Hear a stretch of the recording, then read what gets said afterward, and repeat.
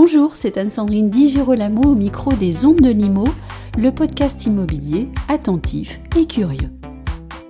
Ils utilisent des déchets d'aujourd'hui pour créer des objets et du mobilier neuf, 100% recyclable, hautement esthétique et très désirable, et enfin produit selon un mode neutre en carbone et circulaire.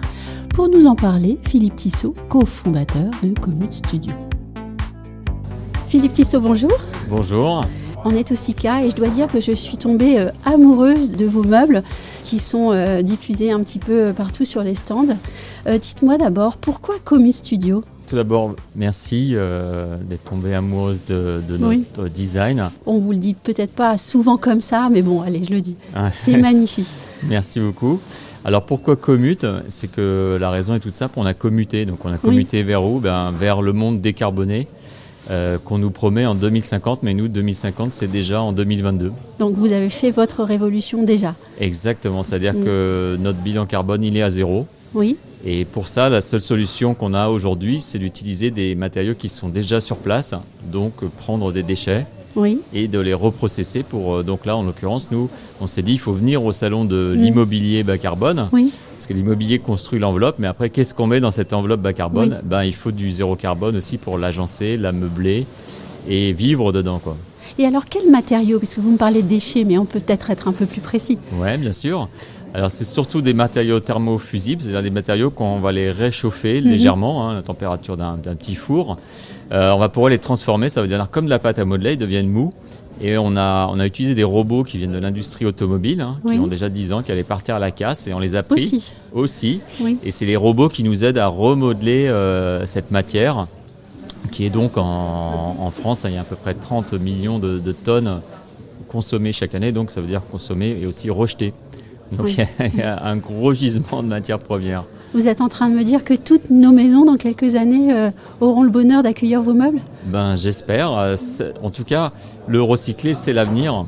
Que ce soit du bois, du plastique ou du verre ou du métal. Parce que quand on fait un bilan carbone, quelle que soit la matière première qu'on utilise, quand elle est recyclée, on a déjà un bénéfice, une économie d'émissions carbone de 80% à peu près. C'est à peu près vérifié dans toutes les matières premières. J'aimerais qu'on parle de l'esthétique de vos meubles parce que c'est très important. Il y a beaucoup de courbes et ça aussi c'est très joli. Alors comment est-ce que vous travaillez sur cette esthétique et le design ?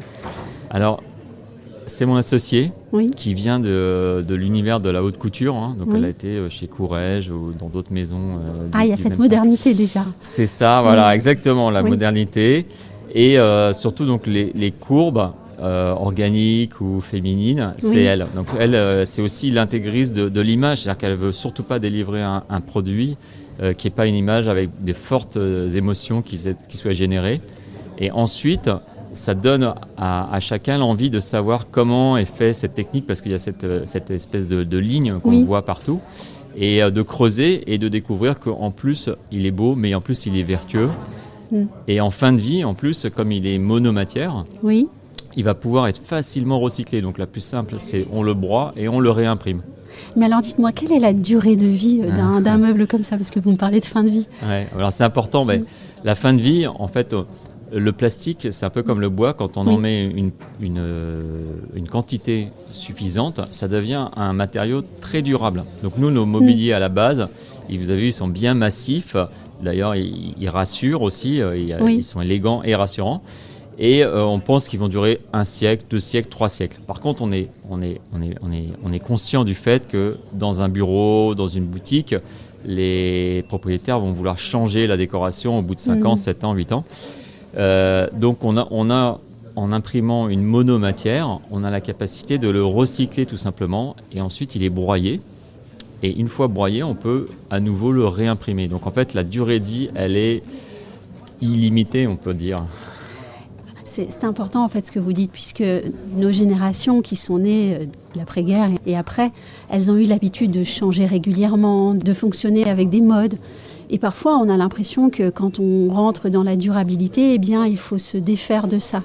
Et non, on pourrait encore rester créatif avec des meubles comme les vôtres, ou peut-être qu'au bout de quelques années, on se lasse d'un design et pour autant, on ne jette pas. Tout à fait, et c'est ce qui se passe déjà depuis longtemps. C'est-à-dire que quand on a une pièce de mobilier, en l'occurrence qui est un beau design, et étonnamment on la respecte déjà plus. Donc en la respectant plus, on va la faire durer plus longtemps et on va la réutiliser et lui retrouver un usage soi-même. Donc on n'a pas besoin de passer toujours par la case déchetterie et recyclage. Et on ne peut plus.